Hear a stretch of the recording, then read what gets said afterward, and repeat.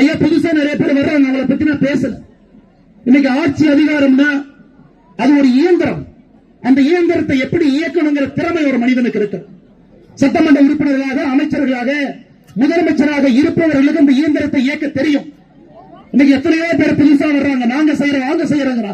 ஆனால் இந்த முறை உங்கள் வாக்கை மிக கவனமாக, இதற்கு முன்பு ஆண்ட கட்சிகள், இதற்கு முன்பு சட்டம் ஒழுங்கை கட்டுக்கோப்பாக வைத்திருந்த கட்சிகள், உங்களுடைய பெண் குழந்தைக்கு பாதுகாப்பு, மறுபடியும் சொல்றேங்க, 39,999 வழக்குகள் 5 ஆண்டுகள்ல 18 வயசு கீழ் இருக்கக்கூடிய பெண் குழந்தைகள், ஆண் குழந்தைகள் 40,000க்கு ஒரு வழக்கு குறைவு.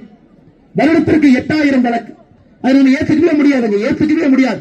ஒரு தமிழ் சமூகத்தில் பெண்களுக்கு எதிராக நடக்கக்கூடிய இந்த குற்றத்தை நாம் யாரும் ஏற்றுக்கொள்ள கூடாது. அது ஆணாக இருந்தாலும், யாராக இருந்தாலும், பெரியவர்களாக இருந்தாலும் இந்த ஆட்சி வேண்டாம் என்கின்ற ஒற்றை முடிவு இருக்கு. இன்னைக்கு ரீல்ஸ் முதலமைச்சராக மட்டும் மாறி இருக்கின்றார். சின்ன பசங்க, படிக்கிற பசங்க, அவங்க அலுவலகத்து கூட்டுக்கு வந்து ரீல்ஸ் போட்டுக் கொண்டிருக்கக்கூடிய முதலமைச்சர் தனக்கு கீழே நடக்கக்கூடிய எந்த ஒரு குற்றத்திற்கும் எங்கேயுமே அக்கறை கொடுக்கவில்லை.